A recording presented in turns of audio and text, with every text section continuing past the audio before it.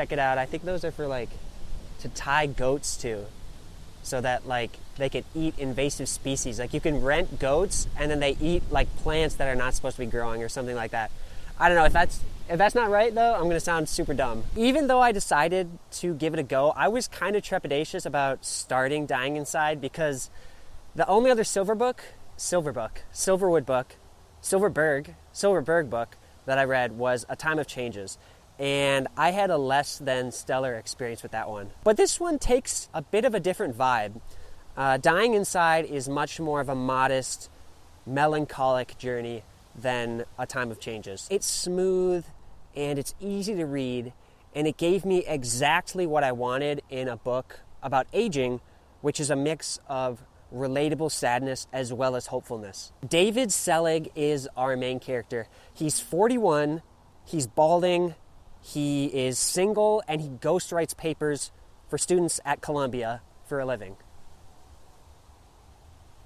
Oh, and he can read minds. For as long as he can remember, he's had this ability to reach out and read people around him, read their thoughts and their feelings. It's a power that he's mostly kept secret, but he has shared it with a handful of people in his life. That being said, it's kind of going away. So the last few years, he has noticed his ability to read people's minds, it's been fading. But other than that, which it's obviously a big thing, but other than that, for his whole personality, he's kind of just like your everyman. And he's facing a lot of the discomfort that traditional middle-aged people face. He's lonely and he's directionless, and he wanders sort of socially homeless as he goes throughout the world. He is mostly estranged from his family. He has no lover. He doesn't really have any friends. Contrary to what you might think, Selig's ESP is not seen as really an asset for him. The much more prevalent side effect is that it tends to isolate him from the people around him and just the greater world in general. On top of the isolation that would come from having a secret or a power that nobody knows about, his power also, it actively hurts his relationships. He does restrain himself from using it in certain ways around people that he really cares about, but it still affects his relationships. And it absolutely affects how he sees himself within the context of his peers. Selig is an interesting guy. Growing up as a telepath, as you can imagine, he had too much information on the people around him, especially as a young kid. He was privy to a lot of things that 5-year-olds are not supposed to be privy to. Like his parents fucking, which he talks about a lot. But yeah, a plethora of those types of things that kind of gave him trauma growing up. He grew up a very thoughtful and a very sad and a very self-pitying person, partly because this is a journal and partly just because it's who he is. Selig comes off as very self-reflective. He's very confident in his worldviews. Some of them I would agree with, some of them I absolutely would not. It made him come off a bit like a pseudo-intellectual at times, but it wasn't too bad. But I actually really like the guy. He's very pensive and he's self-deprecating, and this is going to sound kind of funny saying about a fake character that's being written about, but he's very vulnerable to the readers. He's the mind reader, but we kind of get VIP access to all of his thoughts uncensored in his mind. He shares things that really don't make him look good, but he still shares them. And that made me feel super, super connected to him as a reader. And I think that sort of connection was critical to a book like this, where it's about someone being vulnerable as they age and they lose themselves. I haven't swung on a swing in 10 years, I think. It always surprises Selig to be reminded that he is no longer young, that he has lived into a time when his generation has control of the mechanisms of power. Hearing Selig's extremely transparent dissatisfaction with life and sadness about it is very welcoming to read. And I think if you're the type of person that likes it, it borders on cathartic. His gripes with life are super real, and I found him to be super relatable. Everyone has something that they're insecure about. And what I've found is that when you're insecure about something, you tend to hyperfixate on it in other people. Like when I was applying to colleges, I was super nervous about what college I was going to get into. So every time I saw an adult, I kind of would think about them in the context of where they graduated from college, right? Like what was their alma mater?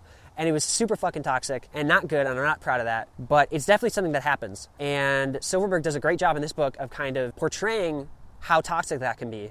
Like Selig is very much someone who does this.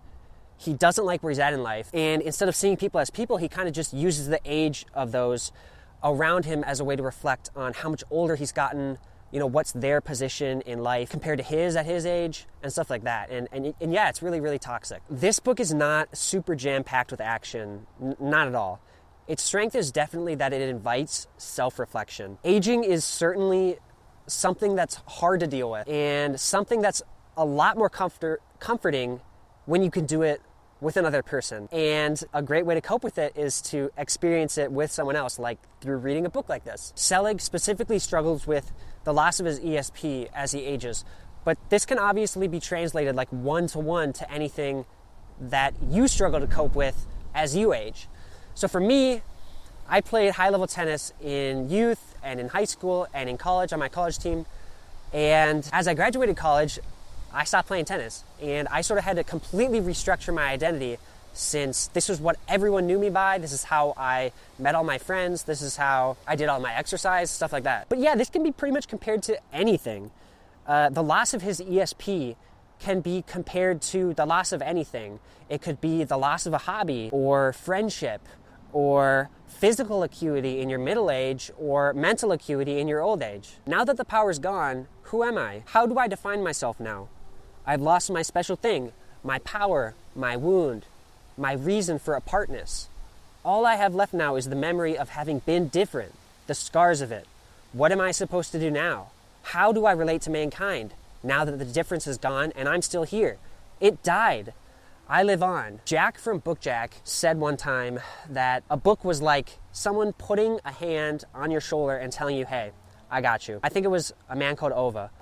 But this book really feels like that as well. It's kind of like when something bad happens to you and you vent about it for like an hour to your friend. It's like, it doesn't exactly practically help you that much, but it certainly makes you feel better. I'm of two minds. I would like it to vanish completely. Christ, I wish I'd never had it. On the other hand, if I lose it, who am I? What's my identity? Everyone ages, everyone goes through changes, and how Selig tries to cope with this is the main conflict of this book. Especially during the beginning of this book, Selig tries a lot of, I don't know if I'd say like traditional ways to try to cope with this. Like he uses drugs and he tries meditating and fasting.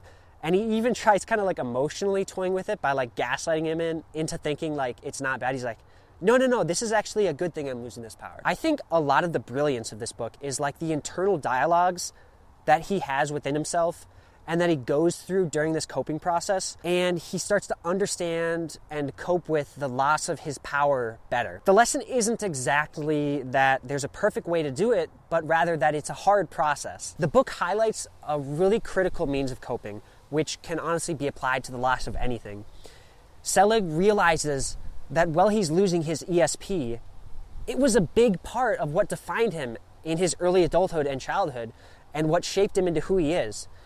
And it's not going to actively affect him moving forward, but it's still a huge part of his identity because of how it shaped him. Finally, I want to talk a little bit about what was probably my favorite part of the book, which is his relationship with his sister. A big regret of Selig's is that he never had any romantic relationships that turned out well for him in his life up until then. And that's why the blossoming of the relationship with his sister was so wholesome to me.